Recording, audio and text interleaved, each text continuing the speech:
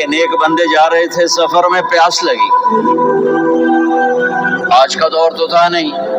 کنویں تک پہنچ، نیچے دیکھا تو پانی بہت نیچے، تو انہوں نے اپنی پگڑی اتاری اور جوتے کو اس کے ساتھ باندھا اور نیچے لٹکایا، تو پانی تک جوتا پہنچ نہیں سکا، تو پریشان ہو کے بیٹھ گئے، اب کیا کروں؟ اتنے میں ایک ہرن دوڑتا ہوا آیا، اس نے آ کر نیچے دیکھا پانی، تو ہرن تو وہاں جا نہیں سکتا، تو اس نے یوں اوپر دیکھا، اے پانی والے بے زبان ہوں پانی پلا، تو پانی ابلتا ہوا اوپر اٹھا اور منڈیر کے آگے برابر لگ گیا۔ ہرن نے پانی پیا، ہرن کی طفیل اس انسان نے پیا، ہرن پیچھے مڑا، پانی نیچے گیا، تو اس کے منہ سے بے ساختہ نکلا،